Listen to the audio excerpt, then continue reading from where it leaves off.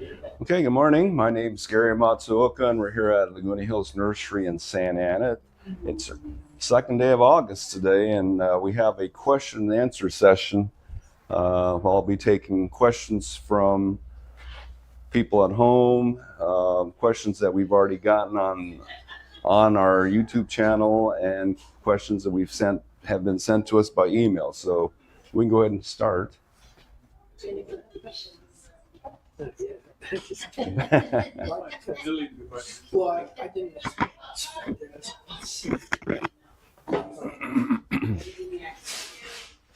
Okay, I'll do one from the email. So this is from Daniel. Do you have any landscape design rules of thumb to make a backyard orchard more interesting by mixing in other plants? I have a Gwen avocado tree that wants to grow more like a bush than a tree. Is it worth trying to shape it for more upright growth, or is it a losing battle? All right, that's two questions in one. Now, backyard landscaping is, of course, your own taste. But what I've done in my own backyard is we had fruit trees planted at regular intervals. But what we did around them is we made gravel pathways that kind of went around. And so even though the trees were spaced pretty regularly, the pathways weren't. So it didn't look totally, like a cross section. Right, not in lines. And then we put in ground cover and flowering plants in between, roses, lilies, bulbs underneath the fruit trees. So even though the fruit trees were spaced like an orchard, the rest of the landscape was not. So it looked more ornamental, didn't look like my first house, which looked like an orchard. So to make it less orchard-like, have rounded walk pathways. We had this in 3 inches of gravel, and they had edging on them. And then we had other things planted with the fruit trees to make it look more ornamental. So now with the Gwen avocados, we're talking about Gwen avocados, they're such heavy producers that generally the branches just all hang down and you end up with this big mound. The only thing we would tell you is be aware that trees are more productive if they're less than, say, 8 foot wide. So if they get too broad, you might want to cut some of the branches down so the sunlight can still get to the middle of the tree. So make it more narrow rather than too broad, because the sunlight can't get through that anymore. And then you have an area inside the tree that's totally not productive, which isn't all that helpful. But Gwen avocados, they put on so much fruit that if you leave them on their own, they never get above here. They can have 140, 150 avocados by their third year, and it's just weighing them down. So, but again, if it's not too broad, that'd be more productive. Of course, if it's only 3 foot high, you can make it as wide as you want. The sunlight can still get through that. But as it gets taller, then you want to keep it in a little bit so the sun can penetrate, stay productive. Good morning. Good morning. Fruit trees in containers. I only can grow in containers. I'm from the Inland Valley.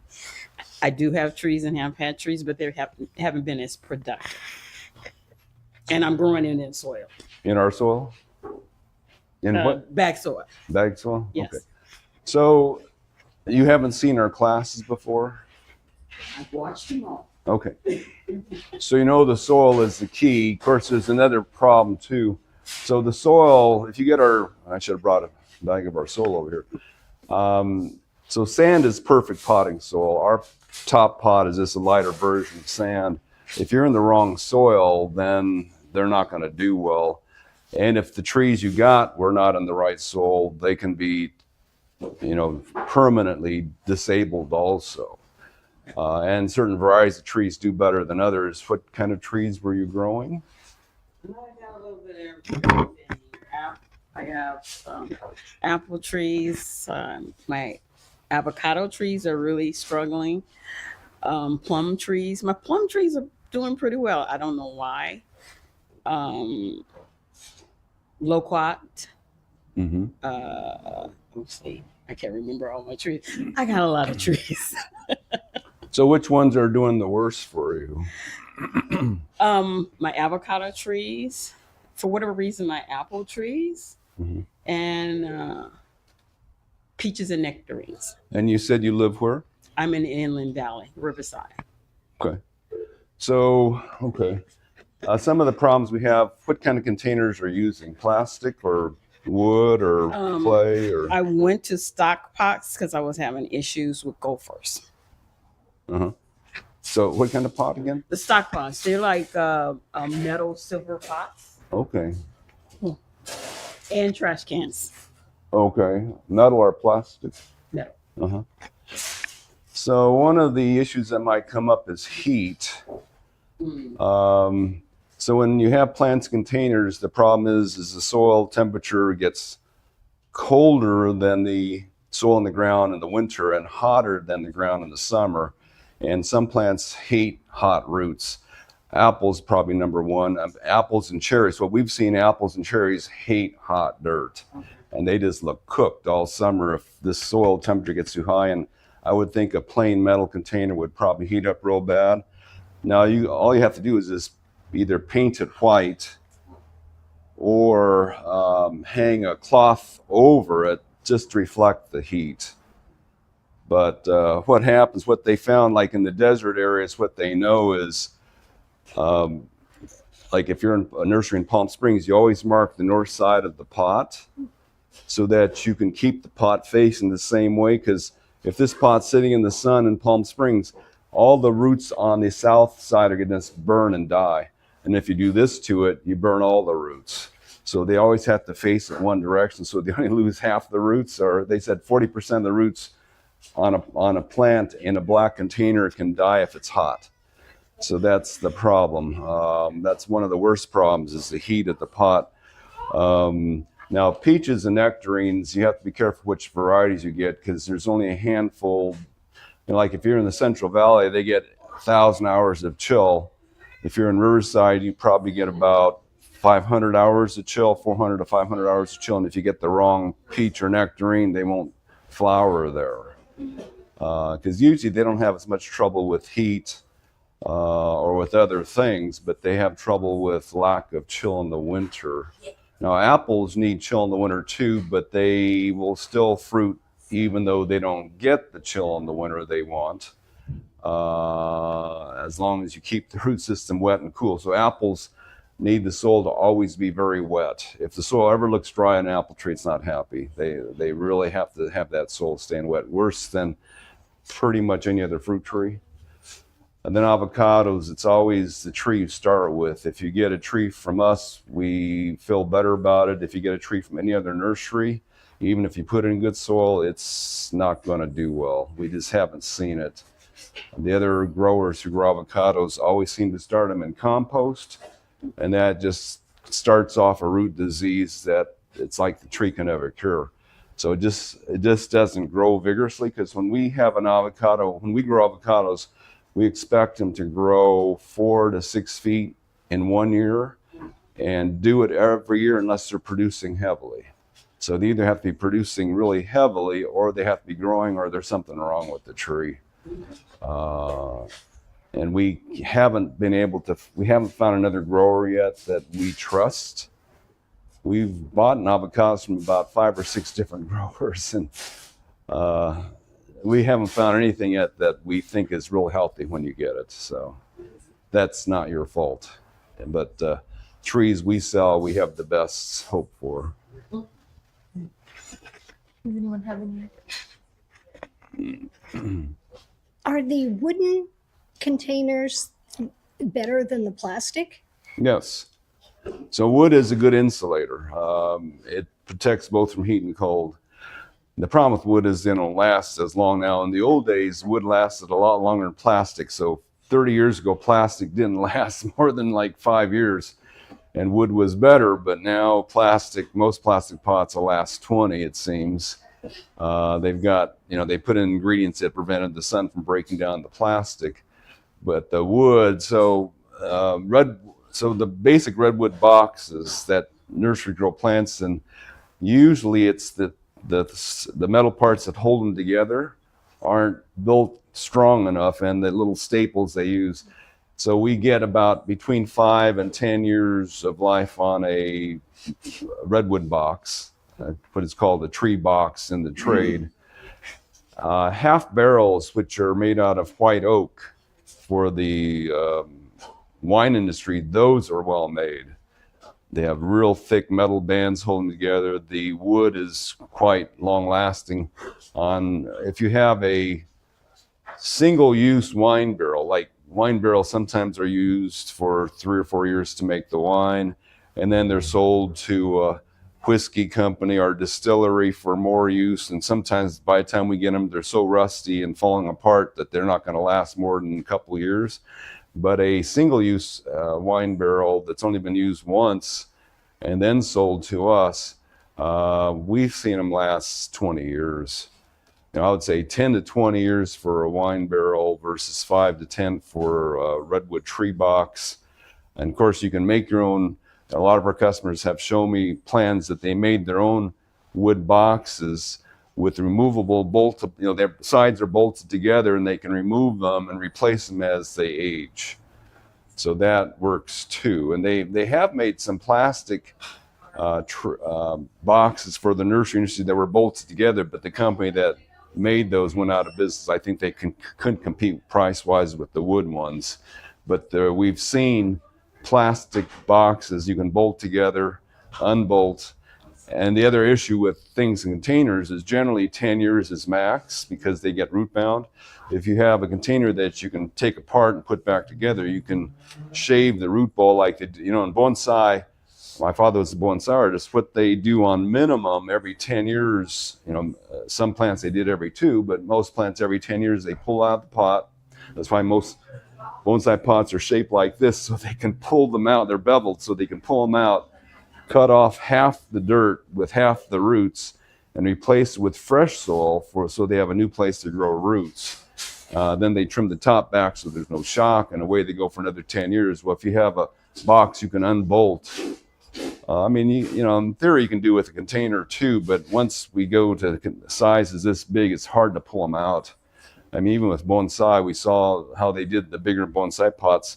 They have a crane above the plant, and they tie the plant to the crane and lift it out of the pot and it's just held there with the support that it's tied to, and they work on the soil, and then they lower it back into the pot with fresh soil. I noticed you had some barrels and stuff out there. Are the things that you have here in your store things that are made well? If we bought one of those, would we have to do anything to it, or is it? No, the barrels, those are well-made barrels. We expect them to last a long time. Okay, thank you. Mm-hmm.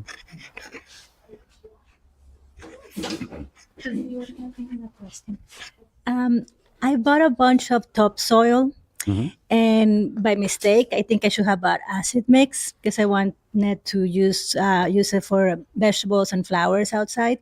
Is there anything I can add to the pots, to the topsoil, so it's not as the water doesn't run through it as fast? You know what I mean? It's not that different. We use them interchangeably.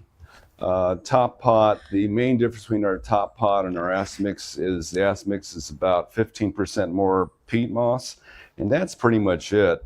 The acid mix being 50% peat and the top pot 35%, so it's not that different. They're both acidic.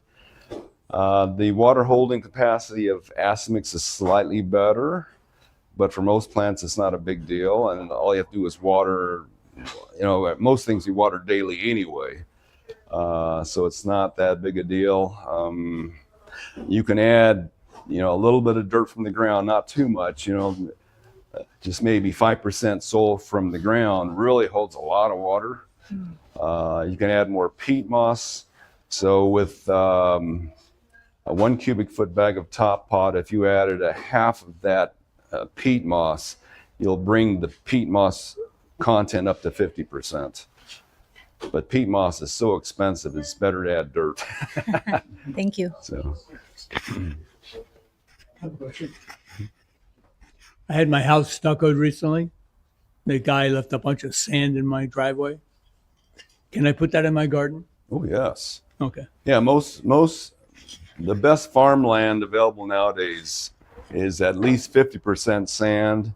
And I've seen soil in Irvine at a friend's farm. He said, this is the best soil we've ever been on. It was like 60-70% sand. Because, he plowed one of his parcels, and I was walking on it just after they plowed. It's like walking on a beach. It was really sandy. So that, plants grow faster in sandy soil. They grow slower in clay. Clay's not toxic. Napa Valley said is sandy near the riverbeds and clay on the hills.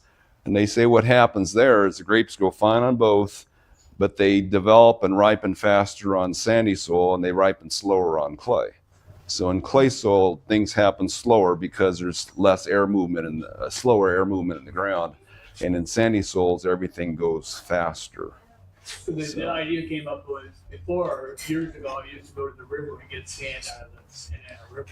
It's free. Yeah. And someone told me that, that water is dirty that comes out of the mountains, out of the cities. The river is dirty and polluted. So the sand might be polluted also. That's why I was asking. Because I know the sand that he used on the stucco, that came from a quarry, that's not from the river. Well, it is from the riverbeds. Or originally. Yeah. Right. Yeah. Right. I don't know that I'd worry about it as much. I mean, I'd feel worse if you have sand from a yard where the house was 80 years old, where all the paint on it was lead. Oh, the lead paint. Yeah, right. I don't know. The riverbed has as much contamination as that. But anyway. I haven't had a look with my houseplants either. So which soil would you recommend for transplanting your houseplants into? We usually do them in our top pot. And on some plants, like there's certain palms that we get in almost pure volcanic rock. Sometimes I'll add more pumice or volcanic rock to our top pot to make it even a little more gritty, because a lot of the plants like that. Indoor plants, the water usage is not as high, so we don't worry about not having that much peat moss on them, because they're indoors, there's just no heat. So unless they're in sunlight inside, so.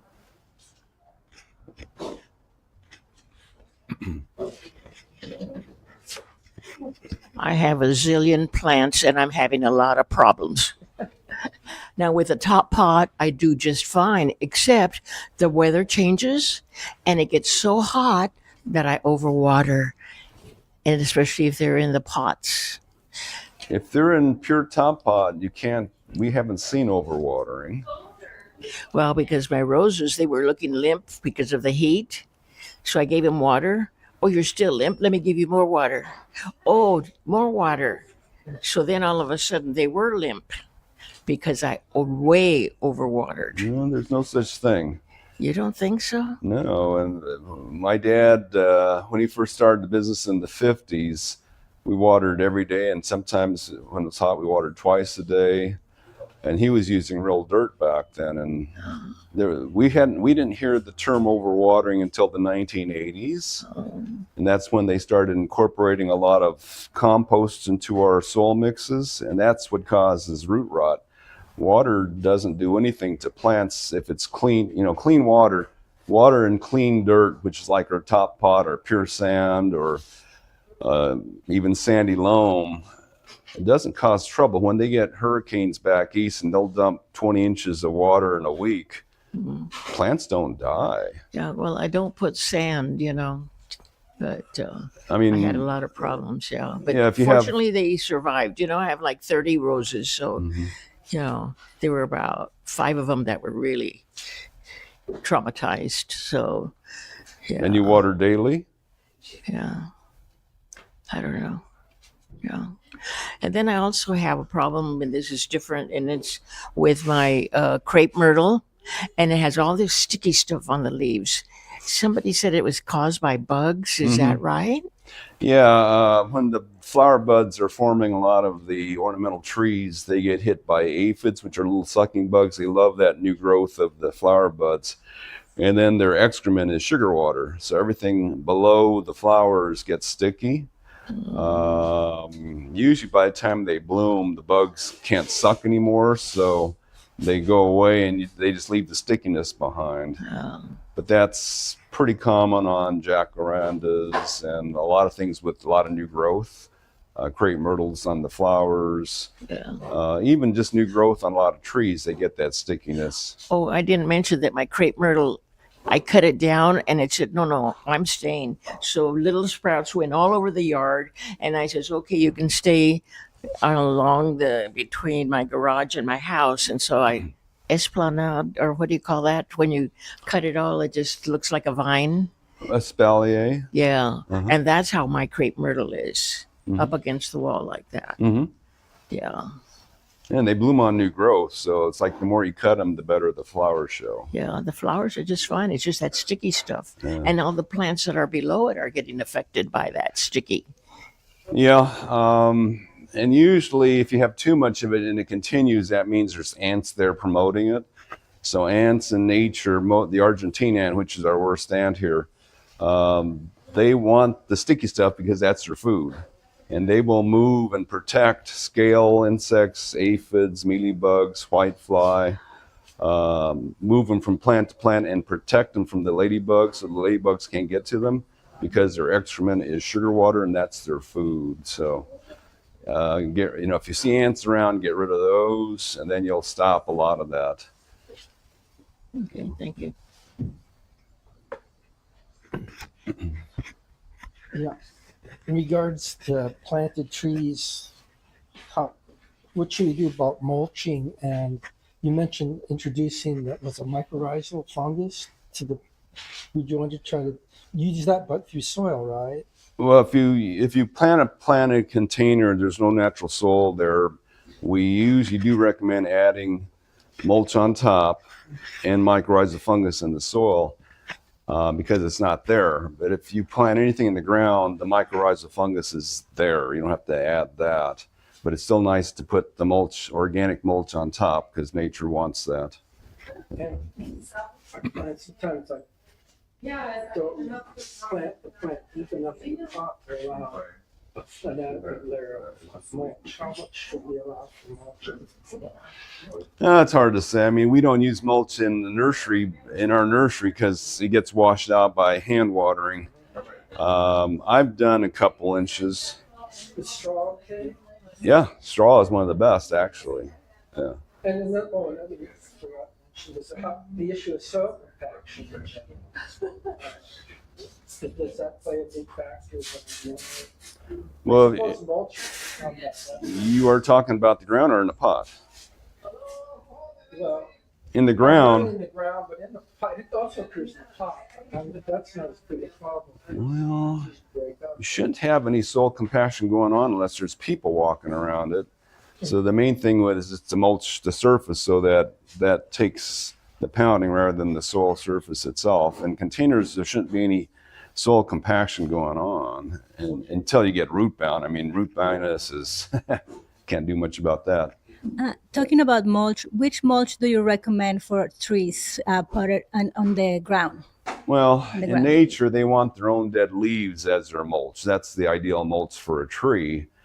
In lieu of that, the things that we sell that most resemble dead leaves would be their discarded straw, which is foliage from wheat, or the ready grow garden compost, which actually has some green waste in it. One of the few products we've seen with that are the Happy Frog soil amendment, which is really a mulch too. Those three would resemble actual mulches on the ground more than, say, the bark. So barks, we don't think that bark in nature is very natural. Trees in a forest don't grind themselves up So bark is good for insulation and weed control, but nutrition-wise, it doesn't do a whole lot. And for roses? Well, it depends if you want it. So what I used to do is I put a layer of garden compost down first, which provided a lot of nutrition. The garden compost actually has chicken manure in it too. So about an inch of that, and then covered that with bark because it was my front yard and I wanted to look better. So we put in a fine bark, which is our bark mulch, covering that. And that would feed them and keep them covered for the next year. So the because I have heard that aged manure is good for roses. Is that the same as chicken manure that you have here, or What I did aged first- manure, like old manure? Oh, aged manure?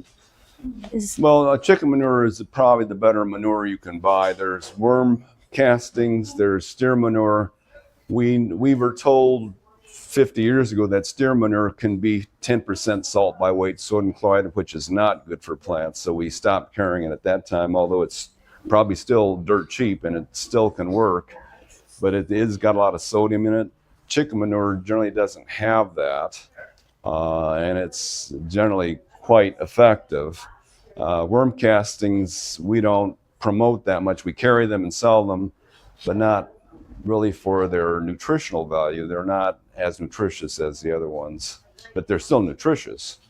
But to us, they're not worth the cost. Now, a lot of people buy worm poop because there's anecdotal evidence that it stops certain pests from attacking your plants, but there's nothing on the bag that says that. There's no scientific research we've seen that says it does that. So, okay. but anecdotal evidence from a lot of people say it does. So, and you apply that to the drip line, correct? yeah. The compost. Well, you just put it on top of the ground underneath the plant. Okay. And one last question. What do you prefer for fertilizing roses? The ones that you fertilize weekly with like the seaweed or like the sea ones, or like the organic ones that you only have to fertilize once a month? I mean, is it worth the effort to fertilize weekly? Because it's a lot of work.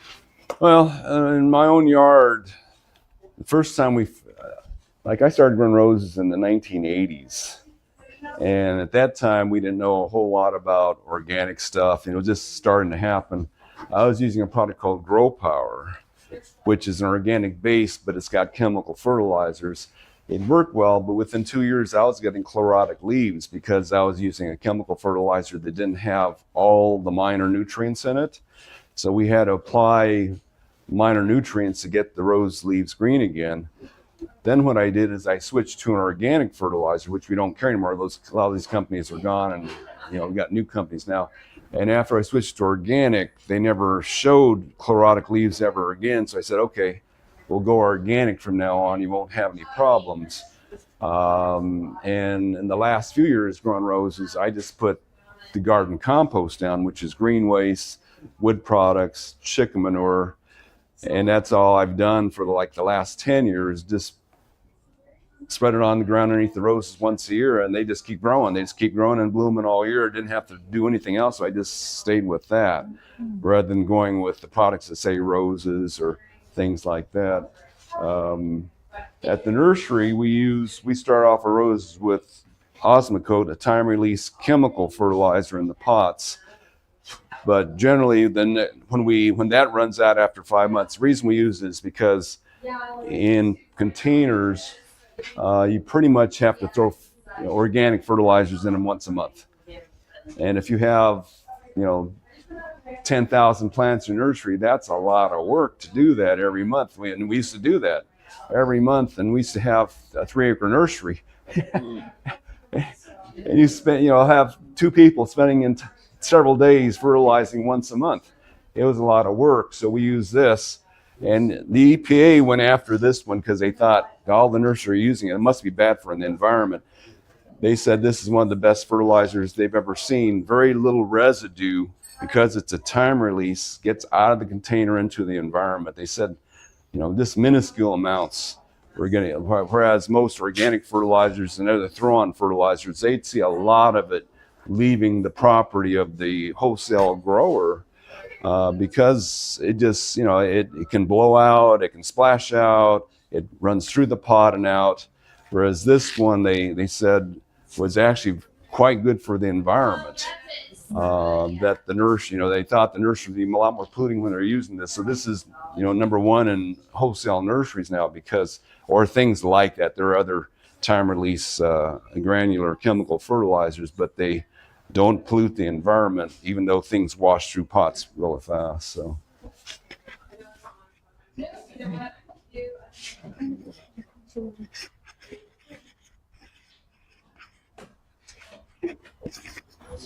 When you have so many plants, you have many problems. But one question is, I have an avocado tree, a Guatemalan, and What kind of it's tree? a Guatemalan avocado tree, and it has been dropping a lot of baby avocados. So is that normal? That is.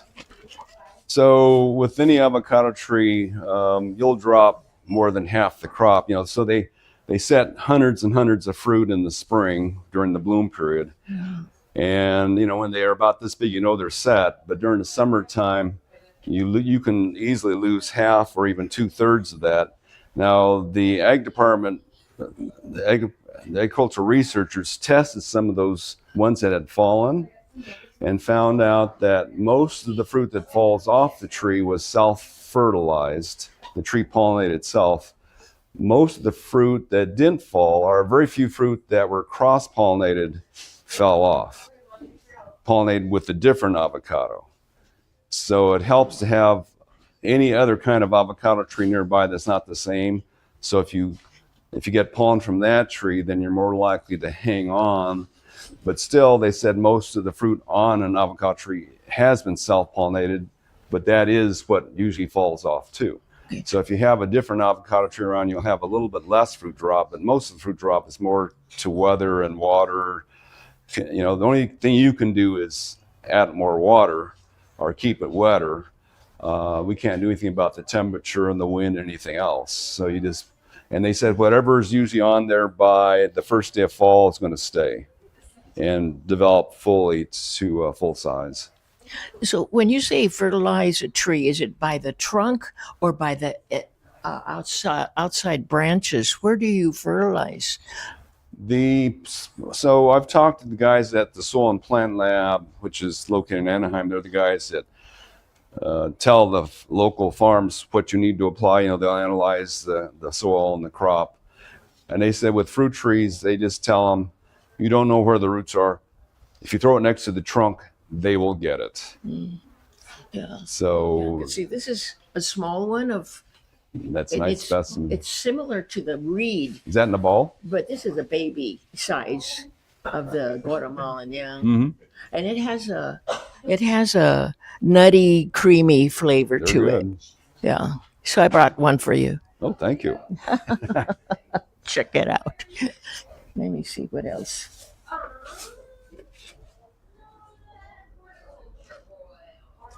So on the avocado thing, University of California recommends having an A type and a B type, which have different styles of flowers. But I would tell you, if you have two A's, different kinds, and they're both A type, you still get a lot of advantages from having the different one around. Because most avocados, if they can pollinate themselves, that means that an A can pollinate another A. You don't have to have an A and a B type to get the pollination, because most flowers are self-pollinated. So one more question. This one has to do with roses. My roses always have little yellow leaves. Is that a problem, or that's normal part of roses? yeah, usually by summer. So what's interesting on roses, I've watched them grow. So you have a stem with leaves on it, and then it blooms here. Well, then what happens, you cut it back, and then you get another stem forming right here. This stem forming at the junction where that leaf is cuts off the circulation of that leaf. So whatever leaf is right where that new stem forms, it turns yellow really fast because its circulation got cut off by that growth. And if you have another stem coming here, that leaf's going to turn yellow. Another stem here, that leaf will turn yellow. So that's the first round of leaves that you see that turn yellow are the ones that are at the junctions where the new branches form, because that branch does cut off the circulation of that leaf next to it. And so by this time, you're lot of the lower leaves are yellow and gone because of all the branching that took place in the last, 3 or 4 months when it was growing.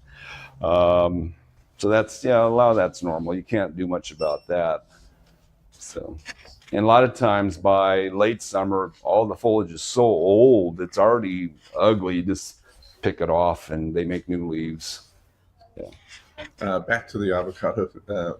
I'm just starting to grow one. And what do you consider nearby when you talk about having two different? Really close. Really close. So within 50 yards, 25 yards? 10 feet. 10 feet, okay. So what the farmers, because they used to tell us 25 feet. Okay.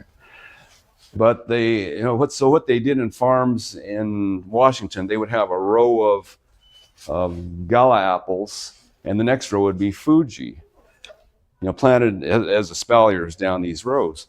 And they said they're watching the bees, and they didn't cross the 6 feet from one row to the next. They would just go down one row because the flower is right there. They just kept doing this.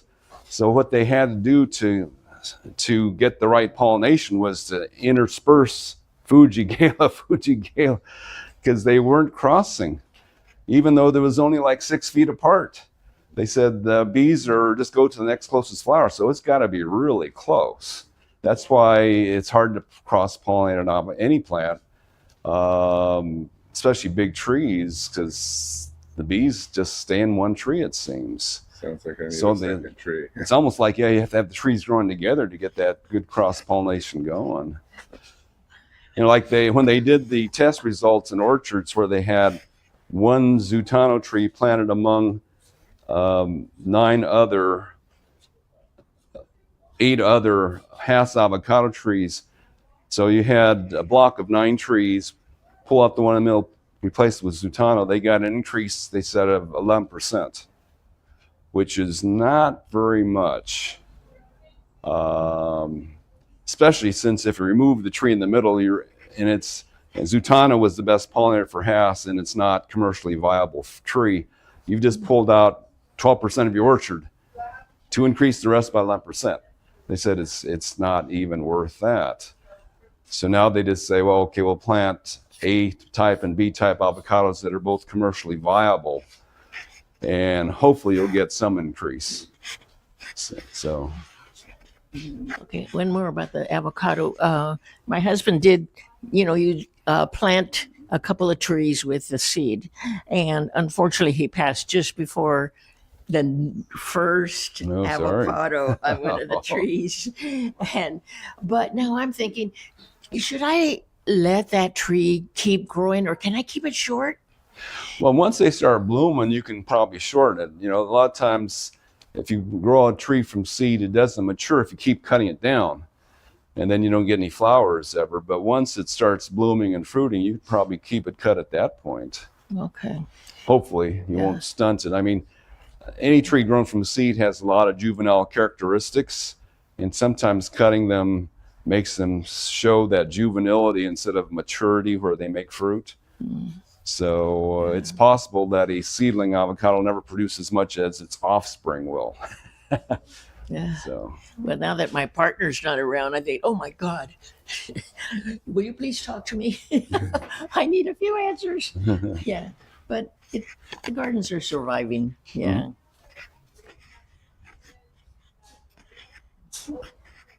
Okay. So we have quite a few email questions.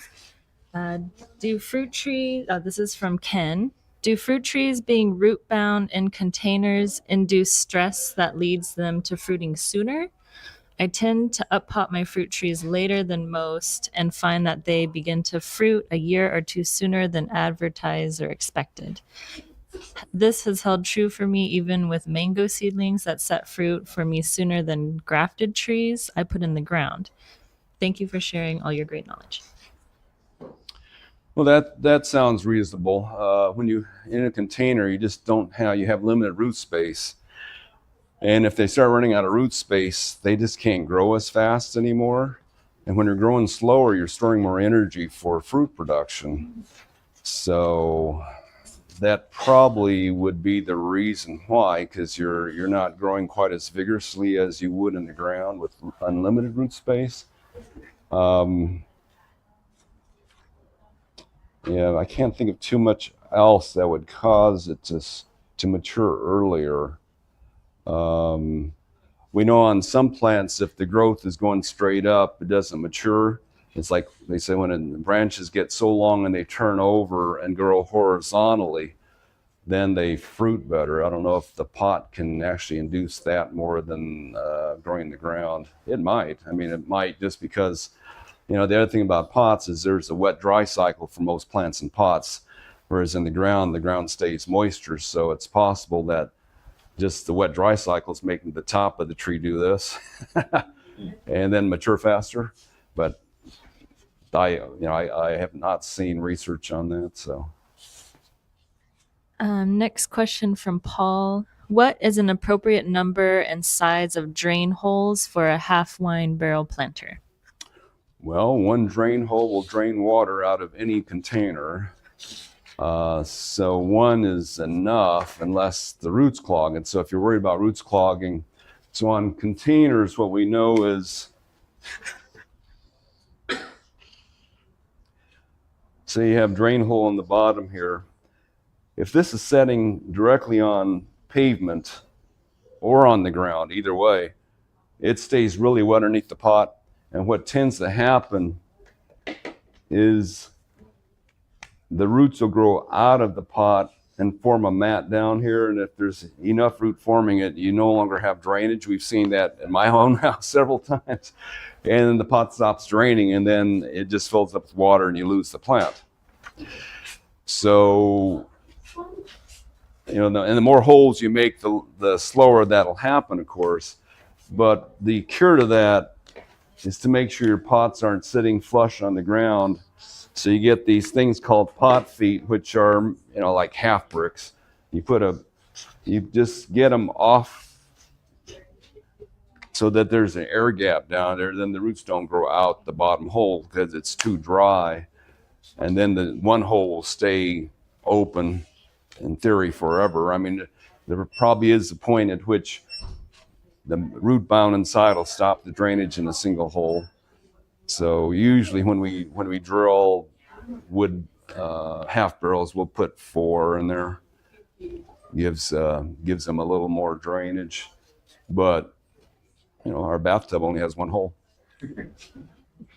This question is about dividing bearded irises from Jen. My mom planted a beautiful bed of bearded irises. Years after she passed, I tried to divide them as they had become clumped. I followed the instructions, but the irises never bloomed again. I'm currently buying a few each year to try and repopulate the bed. Please explain how to recognize when iris bulbs need to be divided and how to do it. Where do you slice with the knife? Well, if they're not dying on you, you've divided them properly. The problem we have with any perennial like a bearded iris, they don't want to live in that same soil twice. So if you have ground and you got your bearded iris growing in this soil, and usually they have rhizomes with leaves that come out on the ends of them, and they're all heading outwards. So they're all heading away from the center of that, because the center of this area where they started is full of dead iris pieces. And what a lot of people want to do is they'll take these going out this way and then turn them around and put them back in the same bed, force them to go the other direction so they go back to the middle. Well, that works for a couple times you do it, but eventually this center here is so full of dead iris roots and dead rhizomes and things, they can't live in that anymore. So it's called the replant syndrome. And when I tried to grow roses in the same soil, so I had a rose growing in the ground for 5 years. This is back in the 80s before I knew anything. I pulled that rose out, put a new rose right in its place. It made one flower that year, and that was it. It just sat there the rest of the year with no flowers, nothing. Whereas the rose next to it, which was the original roses, acted like there's no problem. But every new rows I put into that bed would not bloom the rest of the year. They would just sit there and not grow, not do anything. And that's because the soil they're surrounded by is dead rose roots from the previous plant.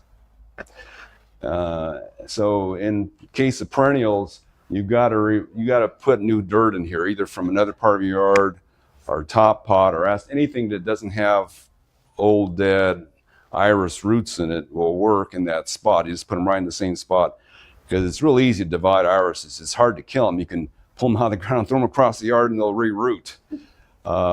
So that's not the issue. It's just the soil where you're putting them. You got to change that soil, put in, quote, virgin soil. There's no fungicide or anything, way to sterilize. Well, you can sterilize soil with a campfire. Put a campfire right there, you'll sterilize it with heat. But that's a little more dangerous. Does anyone have any? So if you wanted to sterilize dirt, how would you do that? How would you go about that? Well, it's a lot of work. So a friend of mine used to sterilize. So he grew vegetable starts for farms, and they would start them in pure sand. And every time they would finish a crop, they would throw the sand, damp sand, into their oven and sterilize it that way, 180 degrees or a couple hundred degrees, and sterilize it that way. So that way, boiling water may, but it'd have to be, it's hard for a homeowner to do that. A wildfire will do it. They said a hot wildfire will sterilize the soil close to a foot deep. Of course, if you had a volcano nearby, that would do it really well. Well, the reason I had that question is in the school garden, we have a weed bank problem. And so I've been trying to correct it. So this last year, I just took out the 2 top inches of soil, put them in buckets, and took them home. And I have an outside stove, camp stove, and I have a large canning pot that I use to can my vegetables, and I would put the dirt in there because I opened the lid on one of the containers and there were sprouts growing. That's how bad the weed problem is. And I just thought that sterilizing that dirt inside of there would work because I have propane and heats it up way beyond 140 degrees. Yeah, that'll work. I mean, the farms, local farms, some of them still do, where they would sterilize the ground with a fumigant. So a fumigant kills anything living underneath the plastic. Ground, So if you see a farm covered with clear plastic, they're fumigating the ground. And that'll kill any organism that lives in there, even the ones that are decaying, the dead roots. They're eliminating those diseases too. So they essentially sterilize the soil so they can grow the same crop over and over and over. Otherwise, you have to be like organic farming. A friend of mine who's an organic farmer, they're on a 10 crop rotation cycle. So they grow strawberries, which is their main money maker, and then they grow 9 other crops, which takes 3 or 4 years before they get back to strawberries again. Because it takes that long for those dead roots to totally decompose and be gone. So that's the other method, is good rotation, heat, and certain chemicals which you can't buy. You used to be able to buy Vapam, which a lot of people use until the Southern California Railroad or Southern Pacific Railroad dropped a boxcar into the Sacramento River and wiped it out. So they banned that product. So what I do now is this summer, I didn't have time to put a root crop in, but a cover crop. So I thought this concept I came across of putting in a cover crop of clover or rye or something like that. And those crops totally take over the weeds. And then you chop it, and then I'm solarizing the beds. I put black plastic over the beds. The sun is shining like crazy on them, kills everything underneath. Hard to solarize here. Well, we were told by UCU Davis that you need about 2 weeks of 90-degree weather to solarize properly. Yeah, so it's hard with our climate here to solarize the ground because we just don't have. I mean, 3 years ago we had a hot summer, and that's the last we've seen of a hot summer. Yeah. That's good enough to solarize. Yeah. Because they said it's got to be 2 weeks, 90 degrees or hotter to solarize. So adding compost has really helped the garden also, and the organic matter in the soil is changing. Oh yeah, that'll help. I think the beds originally from 10 or 12 years ago, I think all they put in there was sand. So the sand is totally compacted, for over time. But I've been putting this organic matter into the dirt, and it's really changed a lot. So, but taking off the 2 inches of where the weeds are all in the top 2 inches, has really helped. The weed has just gone down, about Good. half of what it used to be. But weeds just take over your garden, and everything's in the air, it floats around. And you can't. Wasn't it routine? Seem to have this memory of the farmers would burn the fields. They'd set fire to the whole thing, and then they would. I never really thought about it till we started talking about this. Yeah, when they Do grew still do rice that? in the Central Valley, they used to burn the chaff or the stuff that was left over after harvest to make it so that it wouldn't hurt the next crop. And then in the 90s, Sacramento's told the farmers, you can't burn by our city anymore. So they would leave the chaff on the ground and turn it in. And they're finding they were having all kinds of problems the next year with the rice crop because the dead chaff was rotting everything. Yeah. It was just rotting the field. So they would have to plant something that wasn't, they'd have to actually rotate their crops. Because if you burn the crop off, that gets rid of a lot of it. Well, I was wondering why, if that's a good routine, and they maybe can't do it anymore because of fire danger. But Right. Was that a good way to do it? Well, that's how nature sterilizes the soil. Well, yeah.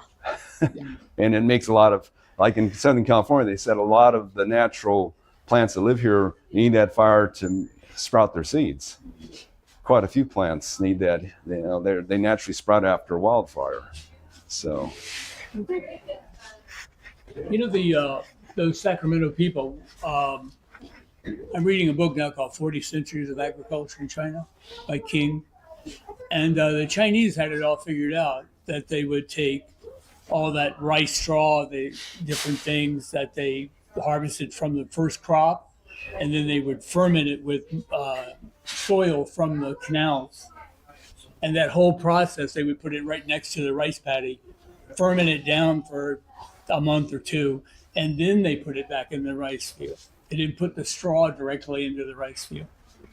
They used fermentation to make it richer. No? Why don't those guys in Sacramento do something similar to that, like make a fermentation of compost? Well, yeah, so the new generation of farmers is being told all this stuff they're supposed to do. So we know that a lot of the farms now, what they told them to do is you don't want to throw things away. So you got to take Right.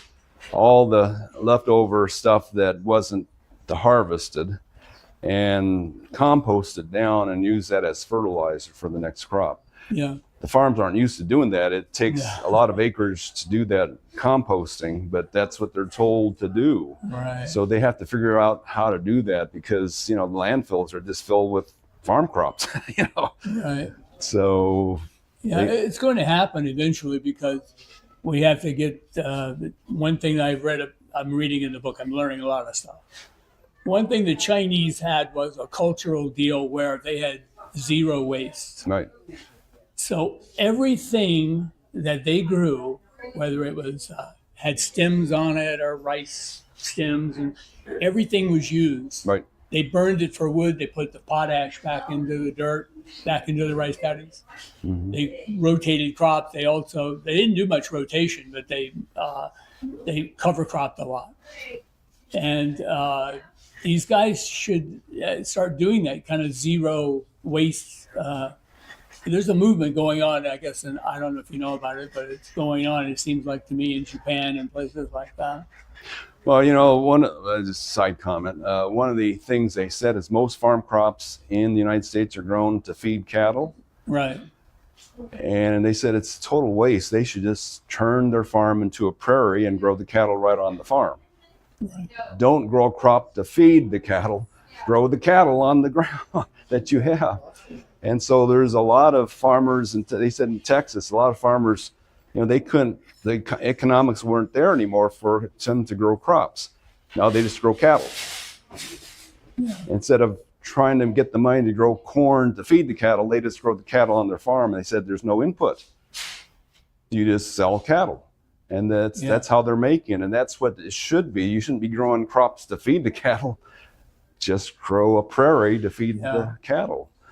So, it's changing, but it'll take a while because those big farmers, they have, they're all set up to do it. This guy King made a point in 1906. The book was written in 1906.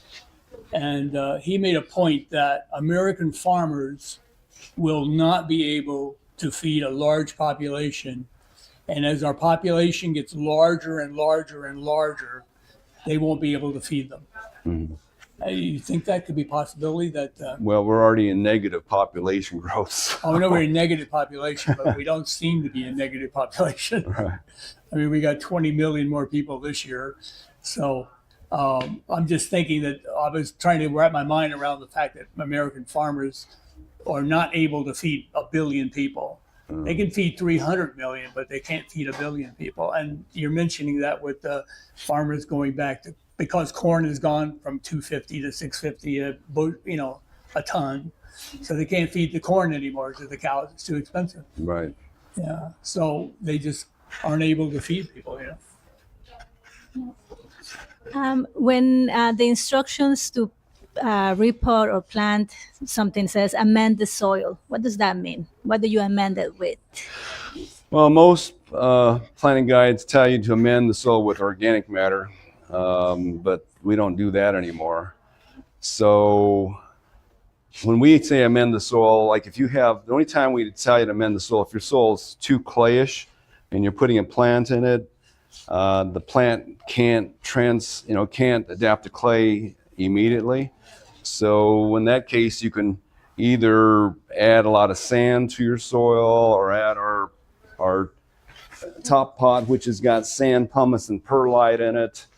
The bulk of this is sand, pumice, and perlite, and that makes the soil breathe better too, so that the plant won't suffocate its roots when you put it right into clay, because they'll adapt to the clay. We do not recommend amending any soils with organic compost anymore. Up until 30 years ago, everybody did that, and now we said, no, that's not right, because there's no organic matter in the ground. In nature, it's less than 1%. So if you do that, you run the risk of causing root rot. So when they do that a lot of initially, when you say you take a regular planter mix, which is mostly ground up dead trees, either sawdust or ground up bark, initially when you do that, it makes the soil very airy, even a clay soil very airy, because of all the structures you just threw in, all this flaky stuff you just threw in the soil. But eventually, when that flaky stuff, the wood and the bark, turn to sludgy stuff, you're worse off than when you started. And then the plant dies, and then you take it back to the nursery, and they'll tell you, you overwatered that. Well, it didn't die from the water. It died because the plant is surrounded by rotting sludge. So we no longer recommend putting organic matter like sawdust or manure or bark products into the ground because they can cause that kind of reaction over time. Okay, and also regarding the compost that you were mentioning earlier, is that also good for like trees, like citrus, avocados? All plants enjoy the same surface mulch, yeah. Okay, Yeah. Thank you. Yeah, nature, the ground is generally covered by about 5 inches of dead stuff where the plants are growing. They said on average throughout the world, it's 5 inches. In deserts, it's like this. In some forests, it's like this. And you add once a year before this? Depends on what you use. Okay. We've had, if you make your own compost from ground up leaves and things, you put it on this thick, it can be gone in 4 or 5 months. It's that fast. Well, the garden compost probably gone in a half a year or so. The barks will stay around for years. It just depends what you use to cover the ground with. Okay. So this is a question from the email from Ryder. My question is for the molasses fish kelp spray solution, when is the best time to spray it? Is it before sunrise or at sunset? Okay, so they're talking about foliar feeding of plants, and the combination that we've used in the past to make plants grow faster and be stronger is seaweed, fish, and molasses. And it's real interesting that plants can absorb sugar through their leaves, which is what they're trying to make themselves, to make themselves stronger. But yeah, we saw a report saying that they can absorb it right through the wax layer of their leaves. The original instructions was to do it either when the air is most humid. That's either early in the morning or late at night or in the evening. I guess you can do it when it's dark. You just can't see what you're doing. But the longer this stays liquid, the more can be uptake by the foliage of the plant. Of course, even if it dries off real fast, the next evening, if it's humid enough and you get some dew on the leaves, it'll reactivate and get going again. Or if the sprinklers hit and wash in the ground, they'll still get these fertilizers, and sugars can still create a reaction in the soil. So, Should you spritz the plant first with water? I don't think that helps. So the question was, can you spritz the plants first with water? Well, you can certainly turn on the irrigation system so your whole yard is more humid, and then that'll make this stay wet longer on the leaves. But I don't know that I would want to get all the leaves wet because that'll dilute this. But just the local humidity, the higher the local humidity is, the longer it stay wet and the more effective, especially the sugar would be, because these other things will always make it. They say when you foliar feed a plant, two ways to get in, either on the leaves, when it's on the leaves, or when it washes into the ground below the plant, it still gets in. So. This is a picture of a plant called a Pseudolithos mygirtinus from Pat. She said, suddenly it developed a black spot on its skin. It is firm, not soft in the spot. It has been on my plant for a little over 2 weeks now and has not grown in size. It is grown indoors under grow lights and is planted in gritty substrate. I water every 10 days. It developed this within 10 days because I found it when it was time to water. I painted it with sulfur just in case it was a fungus. Can you help me with this? I looked online. It says it's from northeast Somalia. The habitat it's been found in grit in a dry tropical environment with lots of sun.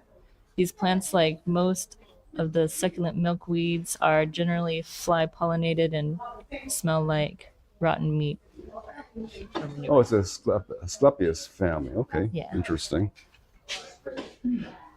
Well, I don't know. I mean, just looking at that, I would say maybe a sunburn, but if it's been inside the house all its time, probably not that. It looks like it got damaged somehow.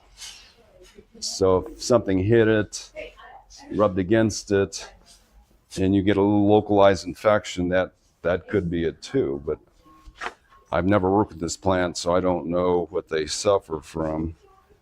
Being from a dry, warm desert. Yeah, I don't know. Okay. Yeah, so it does look like it got damaged somehow, though, but I don't know from what. The next question is, I have a citrus hedge along two sides of my front yard. I initially planted them with 5-foot diameter basins made of decomposed granite. The basins have remained. The trees do well just watering the basins over the last 10 years. Is there any value in expanding the basins, which would eat into my yard, so that the water soaks into a broader surface area?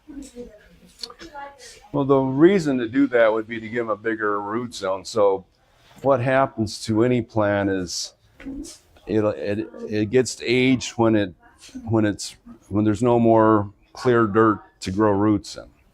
So if you keep the watering area small, there's just a certain amount of root that the plant can grow, and it's got a certain area it can grow in. So it will age itself out quicker than if you give it more room, but then the plant would also want to grow bigger. I don't know that you have to. I would just leave it like that, get as many years as you can out of it, because once you give a bigger watering basin, the plant will want to grow bigger to fill that too. It may not be as efficient a producer if again, fruit trees less than 6 foot across are more efficient producers of fruit than trees that are allowed to grow much larger. So you might be more efficient just to keep the trees small, get a couple decades out of it before they age out from their, not having more root area. That's just a judgment thing. Either way. His second question, this is from Wes. I have a sea grape coco loba plant native to southeastern coastal areas, which are used to salt. Will this grow in Anaheim soils? Which are, Coco loba. I don't know that one. We've grown it in our top pot here, so it should grow. So what was his question though?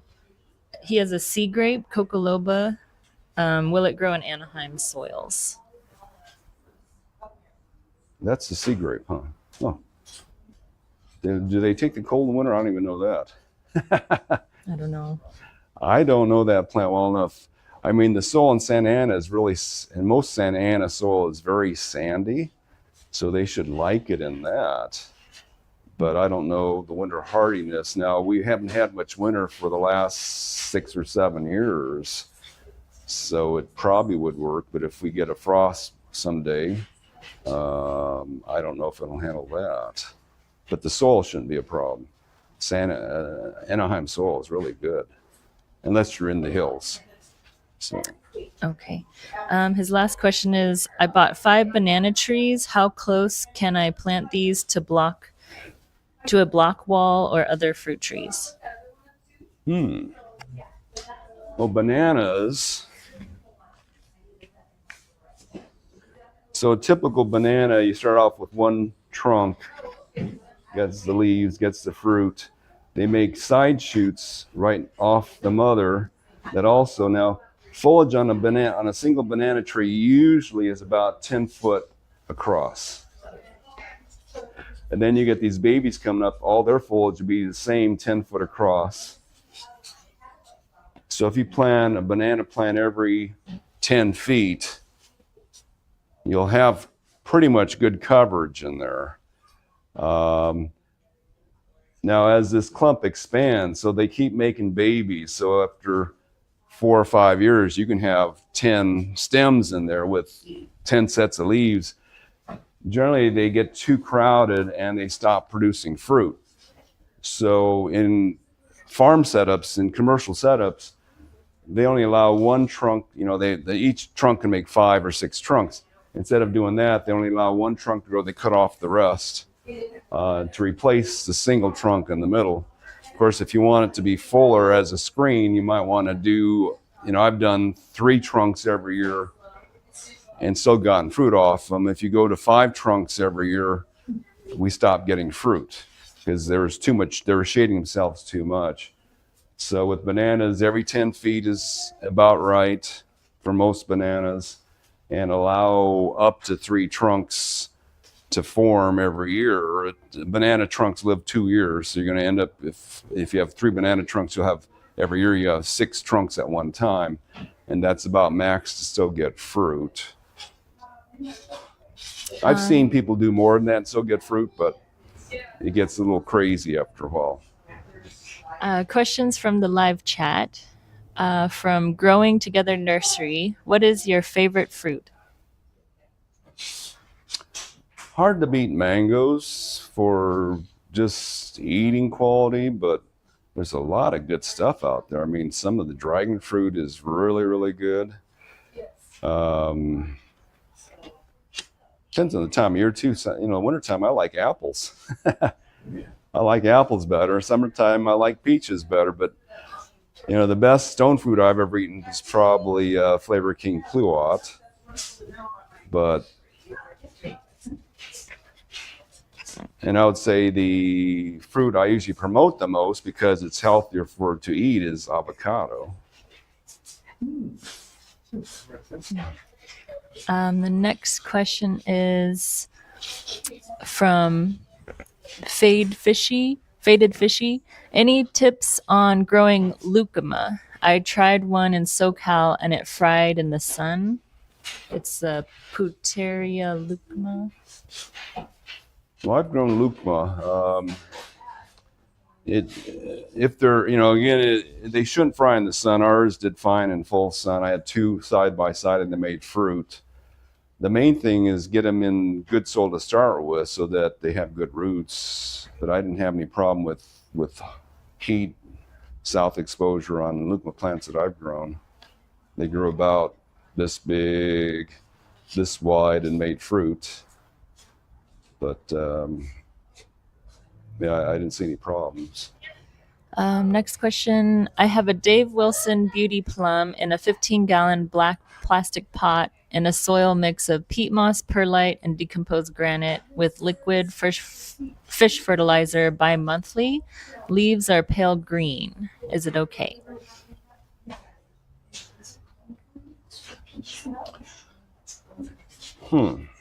Are they? That's all he says. Pale green. Well, I would up the fertilizer. Fish to us doesn't last long enough for planting a pot because it just flushes right through. So get some compost, some kind of like chicken manure on the top. I think that'll work a lot better, or some kind of granulated fertilizer on there too, because I think the fish is not staying in the soil long enough. From Melvin, when can we get Top Pot and acid mix in Riverside? You can get it. Any store can pretty much order it if it's a hardware store. So the company that distributes our product is BFG, which is Burton Flower Garden supplier. They're based in Ohio. They bought out most of the distributors on the West Coast and throughout most of the country. So they can deliver to just about, they can deliver to any garden center or any one that uses them in California, and I would think Oregon. We've seen it shipped to Nevada and Arizona and Idaho.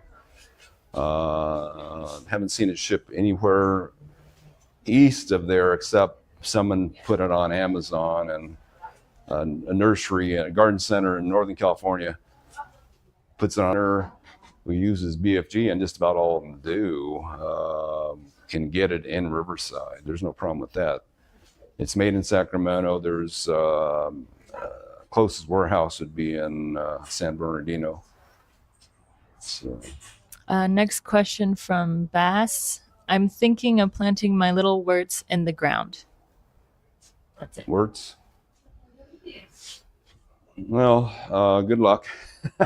If we didn't grow the avocado tree, I don't have much hope for it. I've seen a lot of wurts that are already suffering from root rot when they're purchased. I mean, if you take it out of the container, look at the roots. If you see, they should all be, the roots of plants should be cream colored, like this, or even lighter. And if they're brown in the pot, they're either burnt up or they're rotten. And if you see that, it's not even worth the effort at that point. We haven't seen avocados recover from damaged roots that easily. So there are better avocados that you can get, and ones that stay shorter than wurts is not the shortest avocado out there. It was promoted that way, but there's a lot of avocados that stay pretty small that are better. Sean commented that he would love a seminar about mangoes. I used to know a lot about mangoes because 30 years ago when we started planting them, there weren't that many varieties. There's so many new ones out now, and we don't. Unfortunately, our supplier got messed up in the Ventura wildfire 4 years ago now. Totally torched their orchard, so we can't get our trees from them anymore. We've been trying to grow them, haven't had a good enough supply of them. But mangoes do quite well locally. Some varieties get real bad mildew when they're blooming. Some varieties don't. When I used to grow mangoes, we loved Edward, Glen, Kit, Kent, and Valencia Pride was our best performer. But now there's so many new ones, and I haven't grown all those. So since we don't have an active supplier, it's difficult to get them going, difficult to graft. Maybe someday we'll do I think the next generation here will be doing the seminar on that. Yeah, okay. This is from Flying 515. I have a 10-year-old citrus hedge and the watering basins remain. They are between 4 and 5 foot diameter. Trees fruit heavily. Any value in removing basin or making it wider? Didn't you already do that one? A different one? That is a different one, yeah. I guess, yeah, you already answered that. Oh, yeah, he emailed and put it on the live stream. Okay, so next one is from Cultivate Life. Before finding this channel and learning about Gary's soil method, I prepared a 8 by 5 foot plot with 2 parts decomposed granite to 1 part compost and mixed it into the existing native clay soil. 1 to 1. He didn't say anything else. Oh. I don't know if that's a question or. No, we don't recommend putting compost at all in the ground anymore. So Yeah. that can cause trouble if you have anything over. I would feel safe with up to 5% compost in the ground, but much more than that, you're going to get rotting going on. Anaerobic decomposition. This one's from Rick. A new hibiscus plant suddenly grew 7 feet out from the ground. How best to relocate it to another spot? Can I grow into a 15-gallon pot? Can it go into a 15-gallon pot? Well, yeah, you can transplant tropicals when it's hot, but you'll have to cut them back or shade them right when you transplant them to prevent shock. So, and also if you go from the ground to back to a container, you have to make sure that there's very little native soil on the root ball, because native soil in containers doesn't drain well at all. The water just backs up. So you'd have to take it out, wash off the native soil, trim the plant back. If it's 7 foot tall, you cut it in half, that pretty much takes away any shock. Of course, it makes the plant smaller. The other way to avoid shock is to put in the pot, put it in a half day of sun for 2 weeks. That seems to prevent a shock on a lot of plants that you leave full size, but full with the root system. But watch it just to see if they start dropping leaves, that's fine. If the leaves dry up and hang there dead, then you're in trouble. Plants usually drop their leaves to save themselves. This is from Cultivate Life.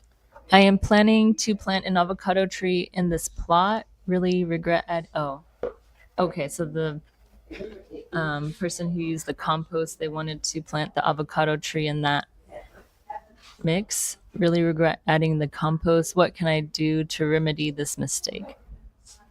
Clean it out. I mean, before I knew all this about dirt, I had planted an avocado in soil that was I lowered the I thought the compost would cause trouble, so I made it 20%. Still died. Of course, I didn't have a good source of avocado tree at that time either, so I would run it. So my latest avocado I planted went into a hole that was at least 6 foot across and almost 2 foot deep, probably about 18 inches deep. And I filled it with 35 bags of all-purpose sand from a box store. And that avocado tree looks really good in that. And the pure sand is ideal medium for most plants. So it's covered with other plants. I'm growing lavender and pelargoniums and salvia on the surface to shade the dirt. And I also have a lot of dead avocado leaves underneath the tree, and it's done really well. Next question from Flying 515. If I have a flower hanging pots, do you think using runoff from fertilizing one plant could be used to fertilize another plant to conserve fertilizer? Sure. So the danger of that, but it's not a big thing. There's more salt in reused water, and there's also potential of transmitting root diseases when you reuse water. So nurseries reuse runoff. They'll add a little more water to it to lower the salt content. They will UV sterilize it to make sure that there's no pathogens in the water that's running off. For a homeowner, I don't think it's a big deal. I mean, you're going to get a little more salt buildup that way, but you can alleviate that anytime you want just by pouring more water, clean water on it. But that's one way to save water. I mean, a lot of people use gray water nowadays.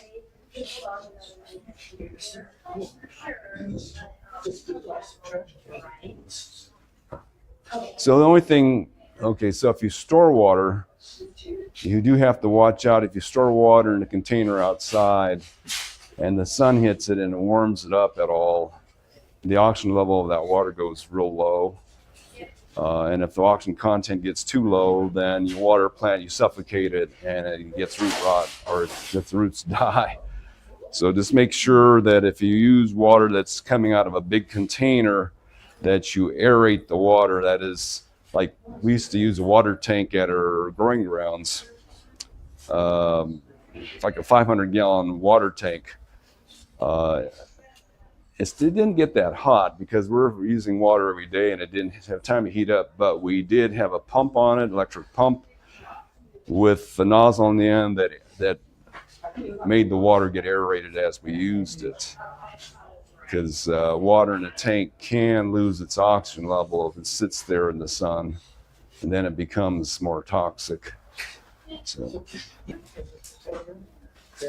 well, a fish tank aerator would help, but just aerating the water as you use it helps.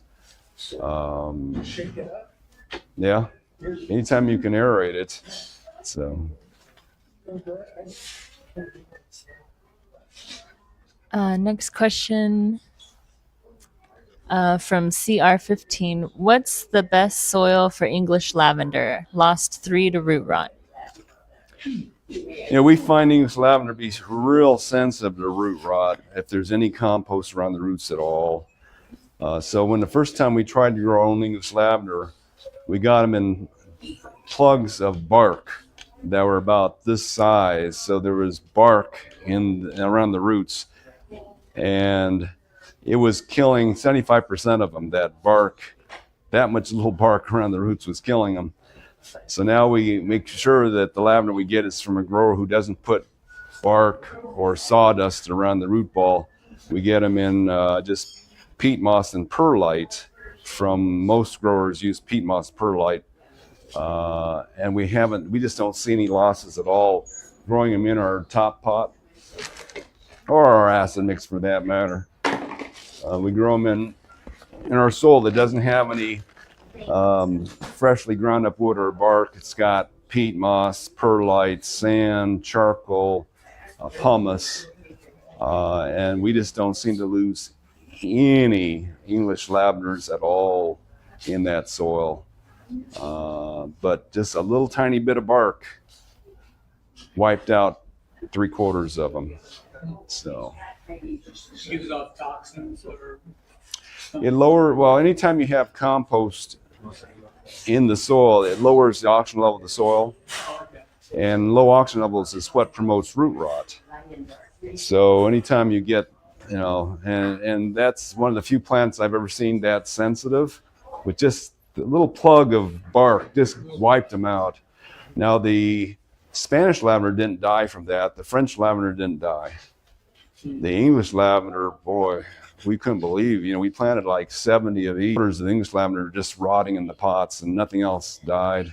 So most plants aren't that sensitive, but English lavender is really sensitive to rotting things in its root zone. So, Earlier you mentioned about short whoops. short avocados. Stay small because of incredible production. The Gwen avocado, which is the granddaughter of Hass, so far that's the heaviest production we've seen on any avocado tree in Irvine at that field station there. And they show pictures of 3-year-old Gwen trees. The guy was standing there behind in the photo. The tree was this tall. And that was the average for the Gwens on their 3rd year. 2nd year trees, 57. 3rd year trees, 140 per tree. It's just, all that weight, just the tree can't handle it.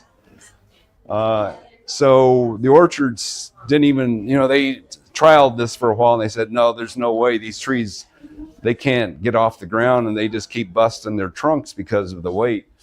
So what happened was they took 20,000 seedlings of Gwen, which were most of them, a lot of them were still very productive, but not as productive as Gwen, so that they're not self-destructive, but still most of those are considered small trees because, like we saw, a friend of mine has a Gem, which is the daughter of Gwen, at her orchard, 5th year tree, 300 fruit on it.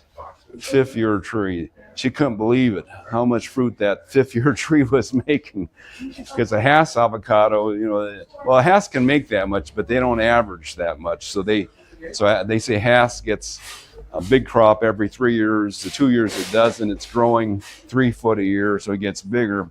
Whereas the Gwen and the daughters of Gwen, which are Gem, Surprise, Lamb, Luna, Harvest,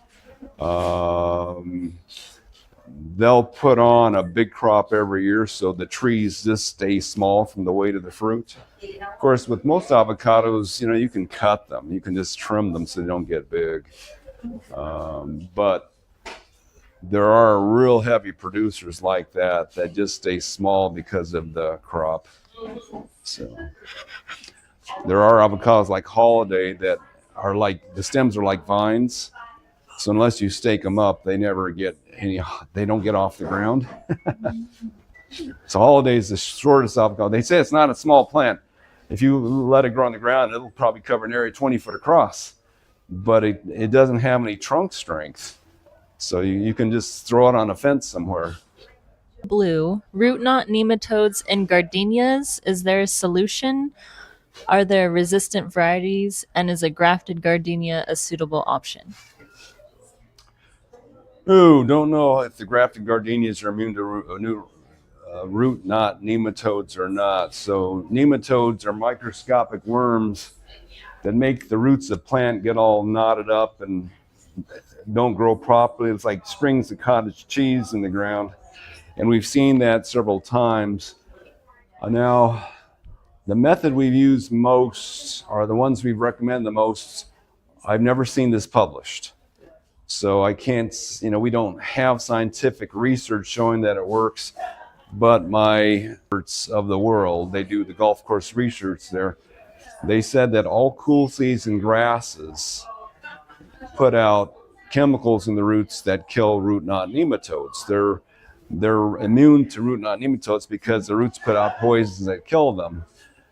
So starting in the 80s, when I read that, I go, okay, I got nematodes on this fig tree, and then I had nematodes on a banana plant. I had nematodes on this white sapote tree because they were stunted growth and they dug up the roots and are all knotted up.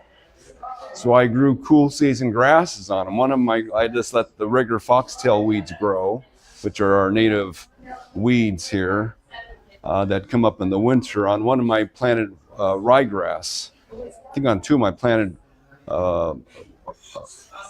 perennial ryegrass, which sprouts in 2 days and grows. And I let them grow for about 3 months. And when I pulled the grass off the surface of the soil and looked at the roots, there are no more knots. So it seems to have cured them, just growing the cool season grasses, which include ryegrass, fescue, bluegrass,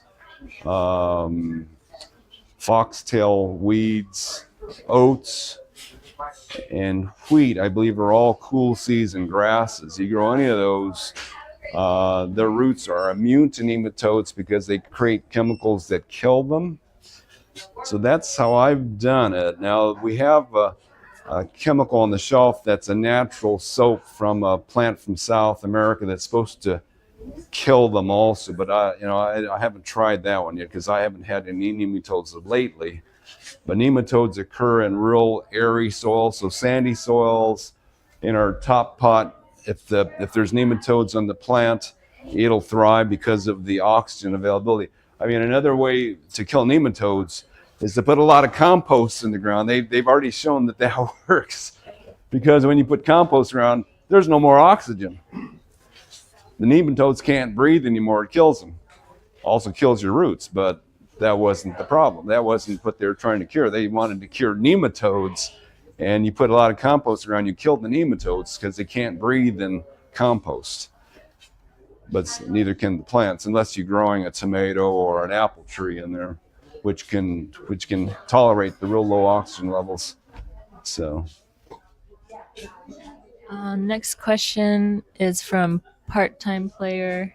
I have a 10-plus-year-old lime tree that has grown too tall. Can I cut the trunk to try and get new growth? I think it's called coppicing. Called what? Coppicing? Yeah, or polard it. Yeah, you can do that with citrus. They used to do it. I don't know if they did it on citrus as common practice, but they used to do it on avocado trees, and they even did it just 10 years ago when we're in the middle of a drought, where they take a 20-foot avocado tree using 100 gallons of water a day and cut it down to 4 foot, leaving a stump there. And the stump wouldn't use any water for about 4 or 5 months, and then it would, all this energy in this stump, it would just grow new branches. By the end of the year, it'd be say a 10-foot tree again. And when I did that in my own yard, just to try and see if it worked, I had a 20-foot avocado, stumped it in the winter. By the end of the year, it had grown 6 foot back, and it bloomed the next year and made another crop. So we didn't lose much crop on that, because I had stumped it right after we got the crop off. And then we lost 1 year of crop by stumping it. So citrus, I would think, could do the same thing. Just cut it down to the height you want to start growing it at from, I mean, it does shorten the life of plants to stump things, but if you need the tree smaller, you need the tree smaller. Next question. When mixing your mix, does the pumice size matter? What size do you recommend? Well, the size that we use seems to be gravel size or smaller. We don't want it to be too big a piece, although it probably would work fine. But the pumice size in our pots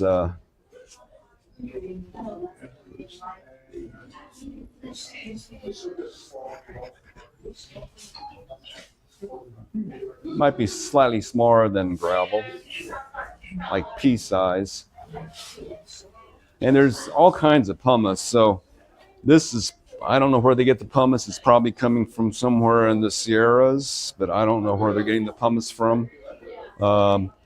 I've had pumice from a volcano, New Mexico, that were larger pieces that had no weight at all. I mean, you can put it, blow your handful of it, and it would just float.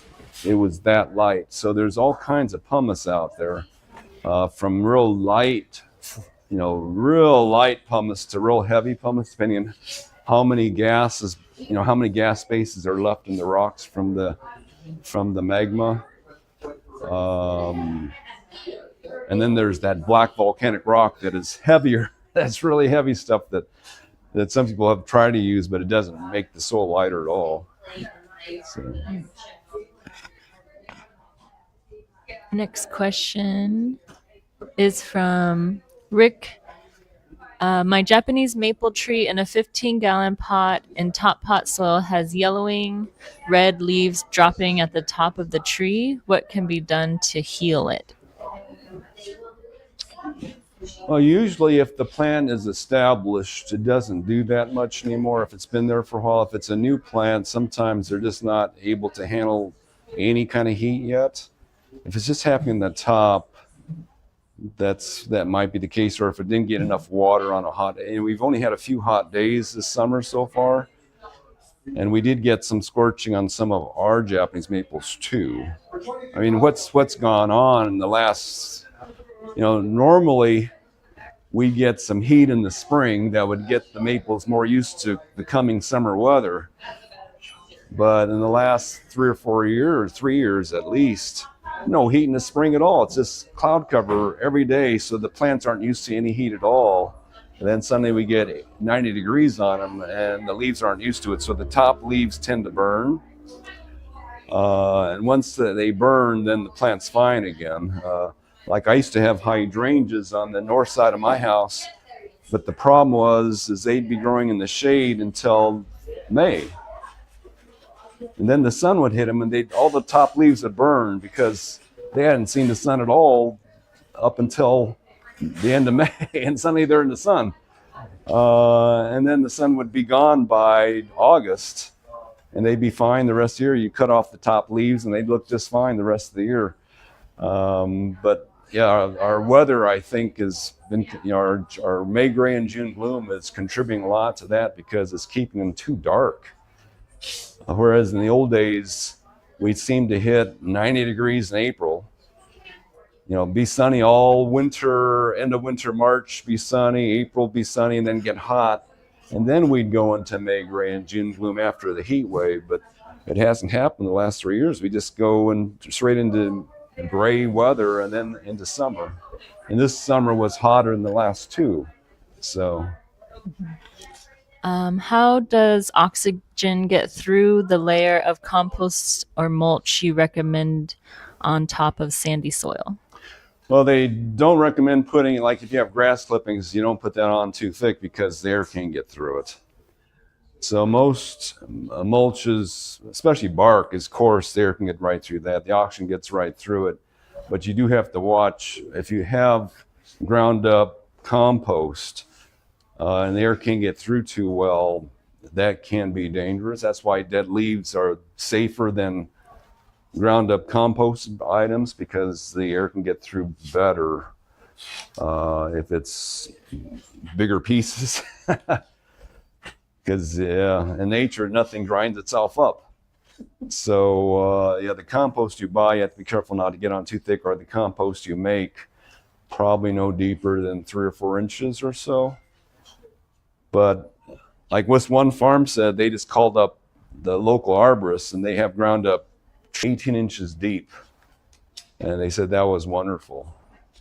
But that's pretty coarsely ground, and it's not composted, so most of the pieces are still intact. So something like that. So tree trimmings from a local arborist are probably better than a finer grade of compost. And regarding that, do you apply it, because you said it could last like 6 months, the compost, do you apply it also in the non-grown? Well, when I started putting my own ground up stuff on the ground, it was disappearing really fast. Every time I did pruning in my yard, I'd make more and just reapply it. because it disappears. Dead leaves disappear pretty quickly. They don't stay around very long. So yeah, it just depends what you use. So like when we bought a bulk bark, actually bulk material from a supplier that was called Forest Floor, just ground up decomposing trees and foliage. That one would only last about 1 year. And we've seen it used in public hillsides and things, and every year they'd have to reapply it because it would just disappear within the year. But we noticed that cedar lasts a couple years.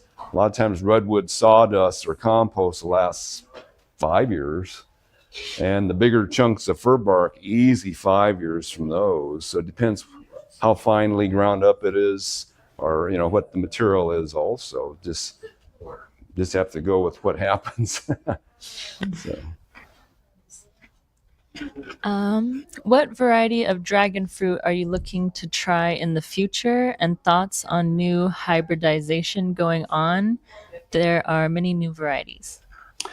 Well, it seems with the new ones, they're just raising the sugar content higher and higher. I don't know if that's really good for people to have more and more sugar in the fruit. I mean, the ones that we've carried in the past, the ones we've had for the last 20 years, like Halley's Comet and Physical Graffiti, they're sweet enough.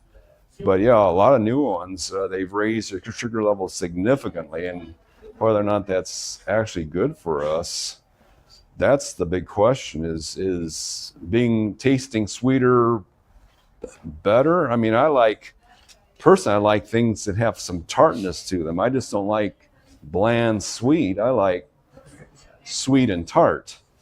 And I don't know if raising the sugar level, of course, if they can raise all the levels higher, like I love pluots because they have a lot of sugar and a lot of acidity to them to make the flavor real intense.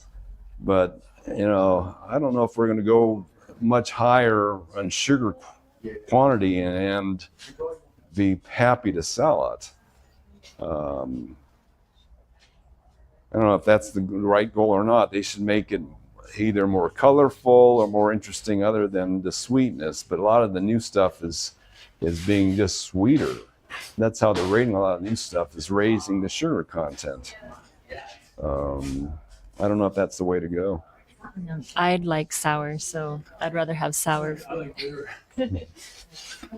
The next question is, are citrus trees prone to root rot in compost, or are they like apple trees and can tolerate compost?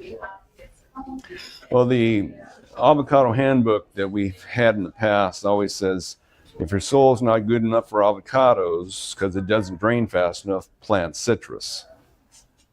So, you've seen it down in Florida. The hurricane comes through, drops 20 inches of rain on the orchard. The orchard's underwater for a week or two. It's fine. So, the most immune tree to waterlogged soil is pears, and probably followed by apples. And then I haven't seen guavas rot at all.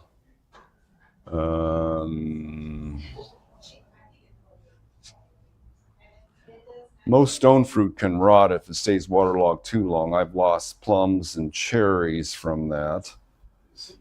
Not as many peaches. So avocados may be the most sensitive. Persimmons are sensitive to waterlogged, so we've seen that.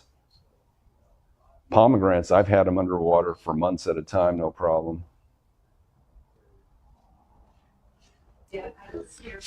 Does the size of sand grain matter? I've tried planting my Cavendish bananas in play sand, and it seemed to pack and cause yellowing. Should I stick with builder's sand or coarse grain? Well, coarser sand is usually better than fine grain, but the one we were cautioned against is mortar sand. I don't know that play sand should be coarse enough, because we've grown plants in play sand. We just haven't tried mortar sand, which they said is too fine. But we've used a lot of all-purpose sand with no problems. So. There's been a lot of questions about peat moss and cocoa coir. A person from the UK said there's going to be a band of peat moss. And then when trying to make a potting mix similar to the top pot, wondering what you thought about using the cocoa coir. Okay. So we've tried cocoa coir in the past, and it's kind of too fresh. So peat moss is a reed that, they're both, quote, dead plant material. So I'm not sure why you'd want to ban peat. Like one of the peat companies, the cocoa coir people have great marketing. So they'll tell you coconut is a lot more sustainable than peat moss. Well, the peat moss growers come back with the fact that this one of the biggest peat moss suppliers in Canada says, we've been harvesting peat moss off of one lake in Canada, and there are thousands of them for the entire time we've been in existence off of one lake.